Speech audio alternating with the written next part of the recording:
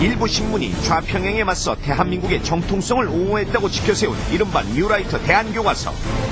일제강점기 군사 독재 시절에 잘못 알려진 역사를 바로잡겠다며 헌법 정신과 헌법적 가치에 충실한 교과서임을 자부한다는데, 후시자 교과서보다 더 어쩌면 일본의 식민지 지배를 미화하고, 왜 찬사보다는 국민을 분노케 했던 고쇼샤 교과서에 한국판이라는 비난이 쏟아지고 있는지 뉴스가 그 내용을 살펴봅니다. 뉴라이트 대한교과서가 이번 주 서점에 깔리기 시작했습니다. 내용을 살펴보니 역시 우려하던 대로였습니다. 일제시대가 그렇게 나쁘기만 한 건 아니었다고 기술하고 있습니다. 우리나라가 발전할 수 있는 좋은 토양이 마련된 시기였다고 평가하고 있습니다. 일제의 대표적인 만행인 종군 위안부는 취업 사기로 묘사했습니다. 당시 한국의 젊은 여성들이 강제로 끌려간 게 아니라 큰 돈을 벌기 위해서 해외 취업, 즉 위안부에 지원했다는 겁니다. 일본의 우익보다 더 일본 편을 드는 대목도 눈에 띕니다. 남상호 기자, 예. 재작년에 저희 뉴스 후에서 이 뉴라이트 교과서의 그 문제점을 지적하는 보도를 했었는데요. 그 이후에 역사학계와 시민단체의 반발로 일부 내용이 수정되기는 했지만 그 일제시대를 긍정적으로 평가하는 그런 기조는 끝내 유지된 채 이 교과서가 출간이 됐는데요. 예. 이 교과서를 집필한 사람 가운데 역사학자가 있긴 있습니까? 예, 집필진들은 경제학자나 정치학자 등 인문사회과학 분야 전공자들입니다. 직접 저술에 참여한 정통 역사학자들은 없었고요. 단지 뉴라이트 계열 역사학자들의 그 감수를 받았다는 정도입니다. 이 부분도 역시 논란의 불씨가 될 수 있을 것 같은데, 그럼 이 저자들이 쓴 이른바 대한교과서의 내용은 어떤지 일제시대를 서술한 3부의 내용을 한번 집중적으로 살펴보겠습니다. 교과서 78쪽, 일제시대를 다룬 3부의 머릿말입니다. 일제시대는 억압과 투쟁의 역사만은 아니었다. 근대 문명을 학습하고 실천함으로써 근대 국민국가를 세울 수 있는 사회적 능력이 두텁게 축적되는 시기이기도 하였다. 일본의 식민지배가 우리나라의 경제와 사회를 근대화하는 데 도움을 줬다는 이른바 식민지 근대화론이 떠오릅니다. 지배를 위해서 철도를 깔고 도로를 뚫고 항만을 건설했습니다. 그러나 그것은 세계적인 차원에서 보면은 근대 문명의 일환이었고, 그것은 우리 한국 민족도 마찬가지로 주체적으로 그것을 거기에 적응하고 거기에 훈련을 받으면서 근대 인간으로 이렇게 발전할 수 있는 기회가 주어졌던 것이죠. 이 교과서 83쪽. 재정은 세출이 세입을 초과하는 적자 구조였으며 총독부는 일본에서 공채를 발행하여 적자를 메웠다. 즉 모자란 돈을 조선 총독부가 일본에서 꿔다가 한반도에 풀었다는 이야기입니다. 총독부 재정 수입의 3분의 1가량이 공채 수입이죠. 한국에서도 소화가 됐겠죠. 일본서 아마 더 많이 소화됐을 겁니다. 공채 상환금도 결국은 세금이라고 봐야 되니까 그 적자라는 표현이 어느 정도 정확한지는 잘 모르겠네. 다른 분이 기술하시고. 예. 그 자구 수준의 이야기는 우리가 지금 이렇게 세비단을 하는 거 아니지 않습니까? 그러나 꾼 돈을 결국 누구의 돈으로 어떻게 갚았는지는 교과서에 없습니다. 태평양 전쟁 당시 일본이 전시 특별 회계를 짜면서 총독부가 엄청난 규모의 강제 수탈을 했다는 점도 나오지 않습니다. 공채를 이제 일본에서 소화를 했다고 하더라도 공채 원리금이 나갔고, 그건 조선 재정에서 일본 재정으로 나가는 겁니다. 그 다음에 37년 이후에는 임시군사비 특별회계로 해가지고 한 10억 엔 정도가 또 지출이 됩니다. 일본의 대표적인 만행인 종군 위안부 문제는 어떻게 다루고 있을까? 본문에 겨우 3문장으로 짧게 기술 처리한 반면 오히려 종군 위안부가 일종의 취업 사기라는 점을 부각시키고 있습니다. 일본인 대리업자가 위안 봉사를 시킬 한국인 여성을 모집할 목적으로 한국에 도착했다.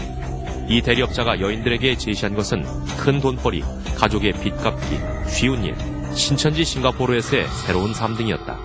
이러한 꿰매 빠져 많은 여성이 해외 취업에 지원하고 몇백엔의 전대금을 받았다. 강제로 끌려간 게 아니라 큰 돈벌이라는 말에 속아 종군 위안부가 됐다는 겁니다. 강제로 납치돼 끌려갔다는 위안부 할머니들의 살아있는 증언은 철저히 무시했습니다. 길에 나가는 사람 그저 큰 길에서 그저 끌려갔다는데. 양쪽에서 잡고요? 그럼 자기가 팔 하나씩 끌고 갔죠. 남자 둘이서? 그러면. 어디 취직을 시켜주겠다 이런 말도 없었습니까, 할머니? 어디로 가는 사람이 가도 물어도 안 보는 게 뭐 취직이다 뭐요. 일본 놈들이 우리 한국 딸들 몇 살부터 끌어간 줄 압니까? 11살부터 28까지 끌어갔어요. 세상에 11살짜리가 뭐 알아서 어둠에서 이 안부가 있는데 이 안부에서 뭘 하는지 어떻게 알고 돈 벌러 가겠어요. 이 너무 억울하지 않고 뭐랍니까? 예? 자기네 가정에서 이런 일이 있다 하게 되면 이렇게 하겠어요? 129쪽 백범 김구. 한인 애국단을 조직하여 항일 테러 활동을 시작하였다.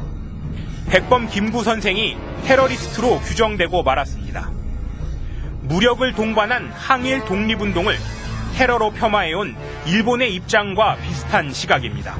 일본의 자료를 끌고 오면서 무고한 마치 일본인을 살해한 것처럼 이렇게 묘사를 하고, 더 나아가서는 이제 항일 테러 운동에 종사했다고 했습니다. 백범에 대한 더 의도적인 폄하가 있다고 말씀드릴 수가 있겠습니다. 대한교과서 107쪽 한글운동. 한글 보급으로 독립운동을 가름한 조선의학회가 조선총독부를 추종한 것처럼 서술했습니다. 1933년 조선어학회는 총독부가 제정한 표준에 따라 한글 맞춤법 통일안을 내놓았으며 이는 교과서, 신문, 성경 등의 근대적 미디어에 반영되거나 채택됨으로써 널리 정착되었다. 탄압받은 내용은 역시 조그맣게 다뤄져 있습니다. 한글학회 측은 어이없어합니다. 우리 학회가 가지고 있는 기록으로는 독자적으로 한 겁니다. 독자적으로 했고, 그 다음에 거기에 총독부의 학무국이 있었지만은 그때 맞춤법 통일안 혹은 조선어 큰사전 만들 때는 전체 우리 한글학회, 조선어학회에서 주관을 해서 했고, 조선어학회 이름으로서 다 발행을 했거든요. 이런 걸 봐서도 한글학회가 상당히 독자적으로 했다는 거 입증이 됩니다. 이 정도면 일본의 후소샤 교과서와 다른 게 뭐냐는 지적이 나올 수밖에 없습니다.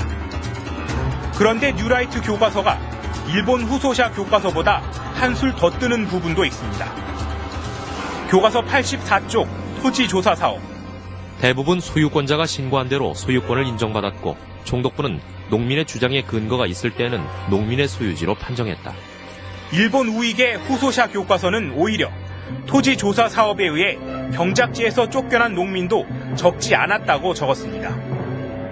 토지 수탈이 거의 없었다고 오히려 우리 쪽에서 총독부를 옹호한 셈입니다. 조선 총독부가 적절하게 합리적으로 근거만 있으면 모두 다 토지를 나눠줬다는 식으로 조선 총독부의 정당성을 더욱더 한 발 더 나가서 입증하는 방식입니다. 일본 후소사의 위험한 교과서를 내용이 상당 부분 우리 쪽에서 보강해내는 그러한 역할을 하고 있다.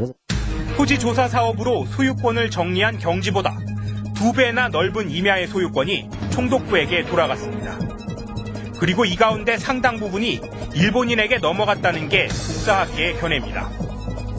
그러나 뉴라이트 교과서는 이 임야가 누구에게 넘어갔는지는 적고 있지 않습니다.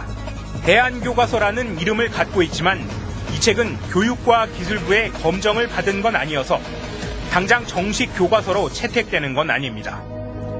그러나 일선 학교에서 부교재로는 얼마든지 쓸 수 있고 2011년 새 교과서에 교과서 포럼의 역사관이 적극 반영되는 계기가 될 수 있습니다. 이런 교과서가 중고등학생들의 역사 교과서로 채택이 된다면 독립운동을 했던 그 선조들이 참 지하에서 눈을 감지 못할 것 같은데요. 네, 일제시대를 한번 헨젤과 그레텔 얘기에 빗대서 생각을 해보겠습니다. 마녀가 아이들을 살찌워 잡아먹기 위해서 기름진 식사를 제공했다는 게 진실인데요. 그런데 집에서 쫓겨나다시 피한 아이들을 재워주고 먹여줬다는 사실만 강조하면 이거는 진실을 희석하는 그런 행위가 되고 맙니다. 매일 얼마나 살쪘는지 또 잡아먹을 때가 됐는지 손목을 잡아봤다는 사실이 추가가 되어야 합니다. 뉴라이트 교과서가 실증된 사실 위주로 서술이 된 건 맞습니다. 그렇지만 책에 실린 사실 속에서 이 진실이 희석되고 있지는 않는지 솔직하게 대답해야 할 겁니다. 지원하고 몇백엔의 전대금을 받았다. 강제로 끌려간 게 아니라 큰 돈벌이라는 말에 속아 종분위안부가 됐다는 겁니다. 강제로 납치돼 끌려갔다는 위안부 할머니들의 살아있는 증언은 철저히 무시했습니다. 길에 나가는 사람 그저 큰 길에서 그저 끌려갔다는데. 양쪽에서 잡고요? 그럼 자기가 팔 하나씩 끌고 갔죠. 남자 둘이서 그러면 어디 취직을 시켜주겠다 이런 말도 없었습니까, 할머니? 어디를 가는 사람이 가도 물어도 안 보는 게 뭐 취직이다 뭐요. 일본 놈들이 우리 한국 딸들 몇 살부터 끌어간 줄 압니까? 11살부터 28까지 끌어갔어요. 세상에 11살짜리가 뭐 알아서 어둠에서 이 안부가 있는데 이 안부에서 뭘 하는지 어떻게 알고 돈 벌러 가겠어요. 이 너무 억울하지 않고 뭐랍니까? 예? 자기네 가정에서 이런 일이 있다 하게 되면 이렇게 하겠어요? 129쪽 백범 김구. 한인 애국단을 조직하여 항일 테러 활동을 시작하였다. 백범 김구 선생이 테러리스트로 규정되고 말았습니다. 무력을 동반한 항일 독립운동을 테러로 폄하해온 일본의 입장과 비슷한 시각입니다. 일본의 자료를 끌고 오면서 무고한 마치 일본인을 살해한 것처럼 이렇게 묘사를 하고, 더 나아가서는 이제 항일 테러 운동에 종사했다고 했습니다. 백범에 대한 더 의도적인 폄하가 있다고 말씀드릴 수가 있겠습니다. 대한교과서 107쪽 한글운동. 한글 보급으로 독립운동을 가름한 조선의학회가 조선총독부를 추종한 것처럼 서술했습니다. 1933년 조선어학회는 총독부가 제정한 표준에 따라 한글 맞춤법 통일안을 내놓았으며, 이는 교과서, 신문, 성경 등의 근대적 미디어에 반영되거나 채택됨으로써 널리 정착되었다. 탄압받은 내용은 역시 조그맣게 다뤄져 있습니다. 한글학회 측은 어이없어합니다. 우리 학회가 가지고 있는 기록으로는 독자적으로 한 겁니다. 독자적으로 했고, 그 다음에 거기에 총독부에 학무국이 있었지만은, 그때 맞춤법 통일안 혹은 조선어 큰 사전 만들 때는 전체 우리 한글학회, 조선어 학회에서 주관을 해서 했고, 조선어 학회 이름으로서 다 발행을 했거든요. 이런 걸 봐서도 한글학회가 상당히 독자적으로 했다는 거 입증이 됩니다. 이 정도면 일본의 후소샤 교과서와 다른 게 뭐냐는 지적이 나올 수밖에 없습니다. 그런데 뉴라이트 교과서가 일본 후소샤 교과서보다 한술 더 뜨는 부분도 있습니다. 교과서 84쪽 토지조사 사업. 대부분 소유권자가 신고한 대로 소유권을 인정받았고, 총독부는 농민의 주장에 근거가 있을 때는 농민의 소유지로 판정했다. 일본 우익의 후소샤 교과서는 오히려 토지조사 사업에 의해 경작지에서 쫓겨난 농민도 적지 않았다고 적었습니다. 토지 수탈이 거의 없었다고, 오히려 우리 쪽에서 꿔다가 한반도에 풀었다는 이야기입니다. 총독부 재정 수입의 3분의 1가량이 공채 수입이죠. 한국에서도 소화가 됐겠죠. 일본서 아마 더 많이 소화됐을 겁니다. 공채 상환금도 결국은 세금이라고 봐야 되니까, 그 적절한 표현이 어느 정도 정확한지는 잘 모르겠네. 다른 분이 계세요. 예, 그 자구 수준의 이야기는 우리가 지금 이렇게 세비단을 하는 거 아니지 않습니까? 그러나 꾼 돈을 결국 누구의 돈으로 어떻게 갚았는지는 교과서에 없습니다. 태평양 전쟁 당시 일본이 전시 특별 회계를 짜면서 총독부가 엄청난 규모의 강제 수탈을 했다는 점도 나오지 않습니다.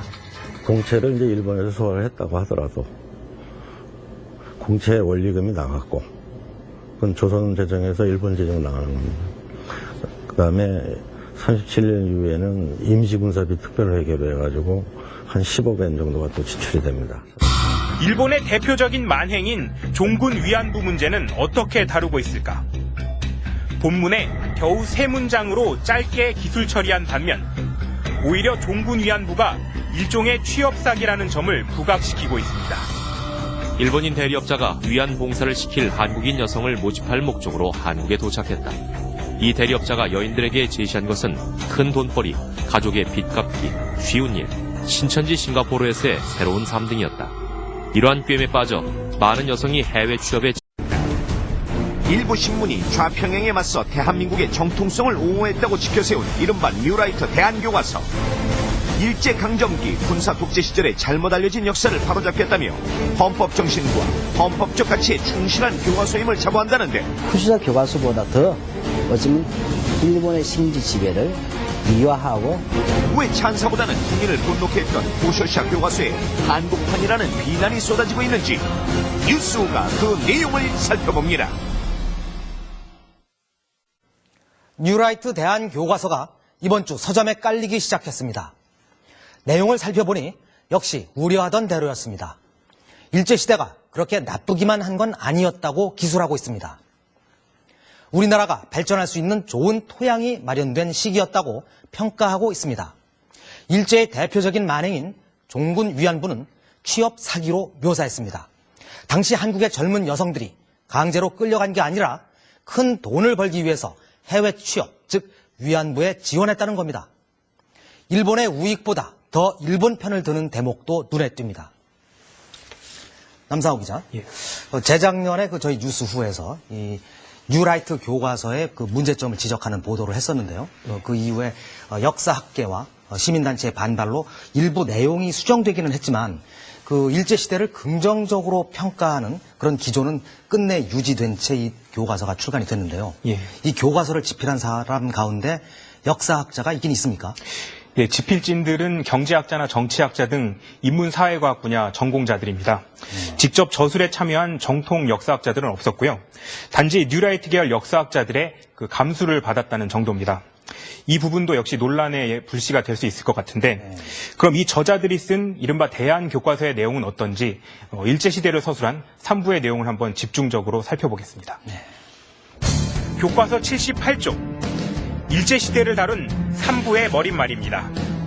일제시대는 억압과 투쟁의 역사만은 아니었다. 근대 문명을 학습하고 실천함으로써 근대 국민국가를 세울 수 있는 사회적 능력이 두텁게 축적되는 시기이기도 하였다. 일본의 식민 지배가 우리나라의 경제와 사회를 근대화하는 데 도움을 줬다는 이른바 식민지 근대화론이 떠오릅니다. 지배를 위해서 철도를 깔고 도로를 뚫고 항만을 건설했습니다.